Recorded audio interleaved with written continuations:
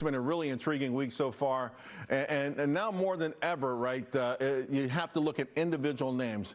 Even when it comes to the Mag 7, I want to bring in Simpler Trading VP of Options, Danielle Shay. And Danielle, I want to talk about this because you were one of the first guests a few years ago that hopped on this Mag 7 bandwagon before I think it had an official title or nickname. But now you've broken them down, and you're buying some, you're looking for dips on others, and you're avoiding. Let's talk about the ones that you're buying right here.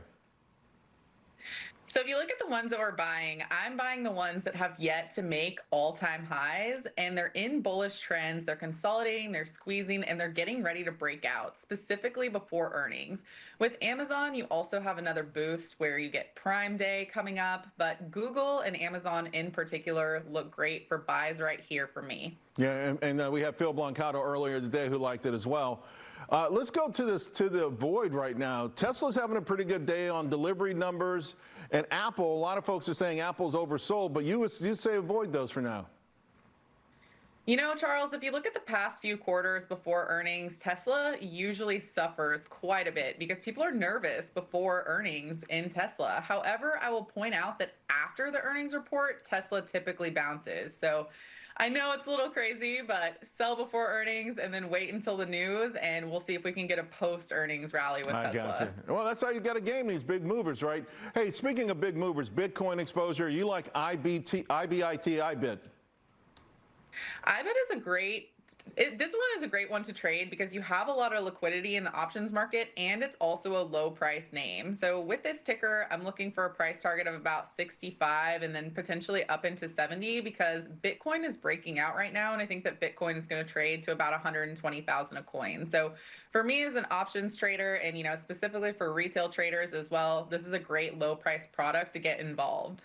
Let's talk about your watch list at the top. OSCR, I think they got a downgrade today, right?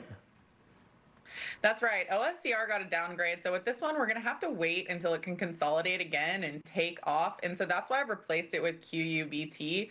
But in this case, I also like SMCI because this one has high short interest as well. So with these short interest tickers, what I'm looking for are tickers that are right near those previous all-time highs or just a previous high, because what we want is we want that consolidation to break out up above that previous high and to get those short sellers to start covering in order for this thing to keep exploding to the upside. I love short squeezes. Of course, you got Rocket Labs, the supercomputer, SMCI, but 30 seconds. I was shocked to see that you're looking at a circle as a potential massive short squeeze. They've only been public a month. Have they built up that much of a short already? That's right. That's what happens. People like to short these new names. And I think that was what was responsible for that big move up into $300 a share. At this point, the momentum has died on this one, but I'm definitely keeping it on my watch list because I do think that the way that it traded, it was a big short squeeze. So if and when it starts breaking out again, specifically up above 200 and then up above 225, that's the spot where we can watch for it to squeeze again and get back in. All right, I'll be watching it with you too. Anytime a stock moves 650% and pulls back, I want to be on the next leg up. Danielle, thanks so much. Have a great 4th of July. Thank you. You too. All right, so